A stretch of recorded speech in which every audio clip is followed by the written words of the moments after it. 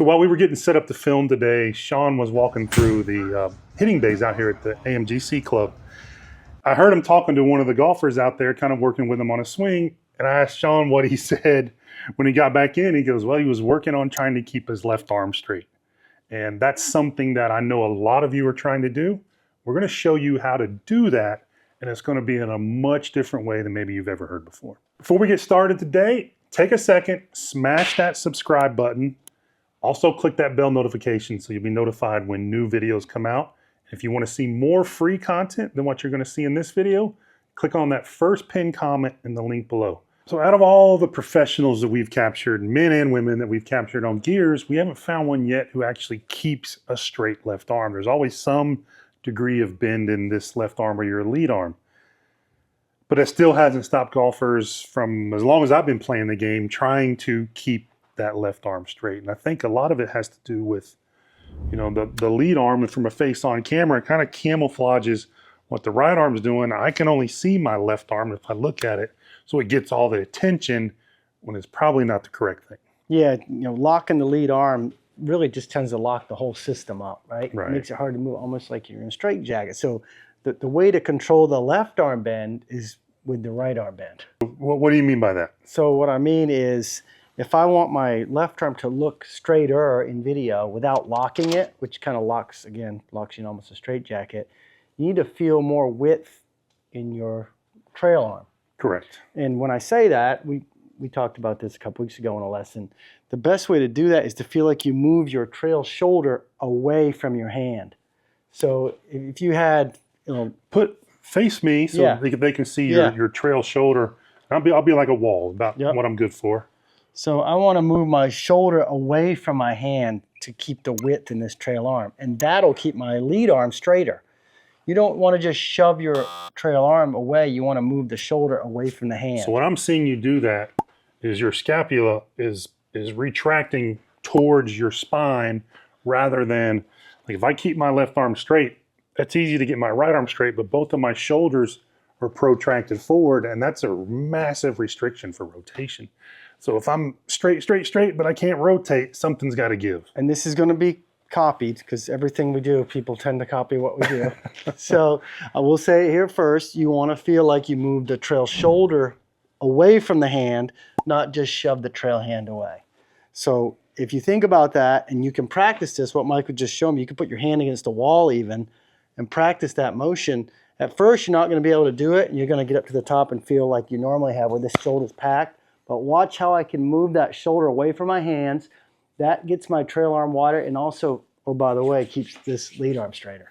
Yeah, and the drill we always give golfers in lessons, what we gave this player a couple weeks ago, is the Frankenstein drill. So I don't want to move or rotate my chest or hips. I want to keep those as still as possible, Frankenstein out, and without pulling my arm. This is a way to cheat it. I mean, that's that lawnmower. We don't want to do that. I want to try to retract one shoulder, protract the other.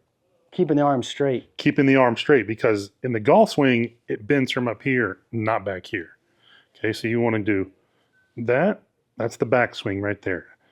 Now, if that's difficult for you to do, and a lot of golfers get there and they just kind of lock up, they've never separated the sides of their body before with regards to rotation, especially if you're one of the golfers who've been trying to do this your whole life, and then you're going to see everything bend from the elbows, which is not ideal. It's just a motor pattern you have to learn. Like Mike said, just stand here with your trail arm, keep it straight, and pull it back in the socket, and then bend your arm 90.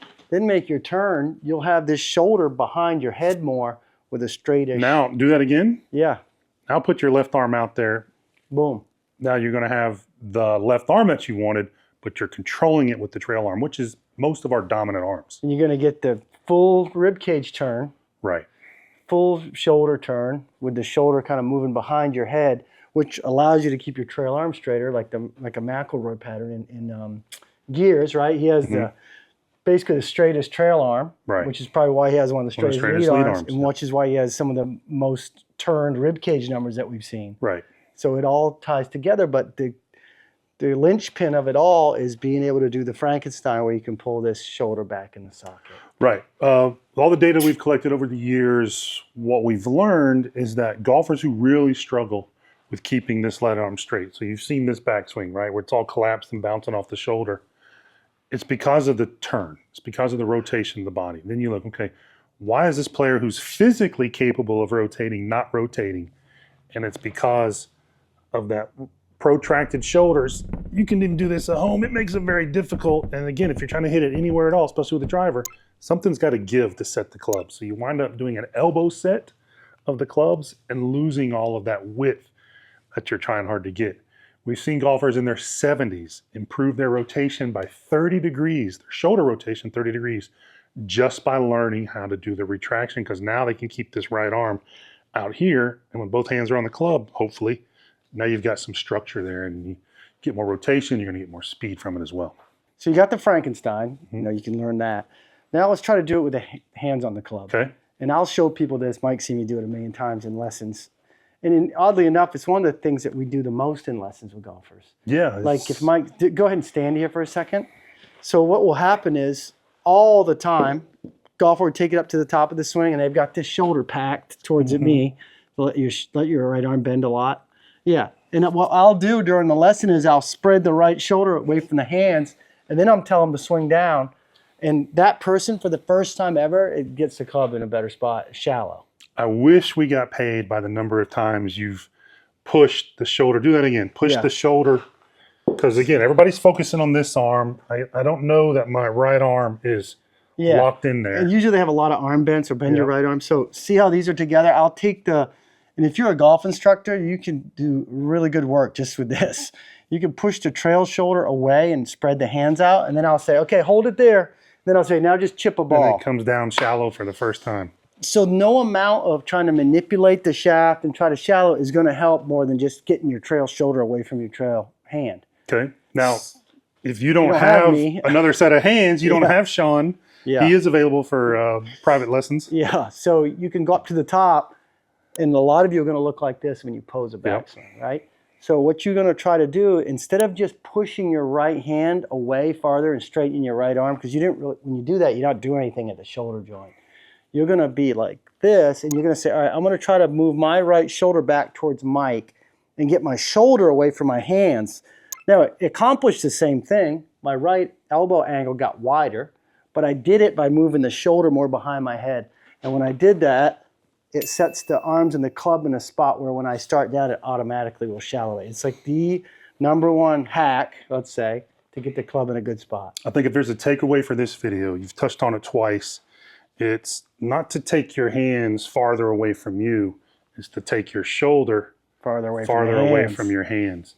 That's a big difference for how you're going to turn and plane the club coming down. So give those two drills a try. Start with Frankenstein. And what do we call this thing? I don't know if we ever called it. Gee, I don't even know. We do it every day. We better Should have a name name for it. They're going to steal it anyways. But give those two a try. Let us know in the comments below how they go. And let us know if you don't start to see yourself rotate more and be wider at the top.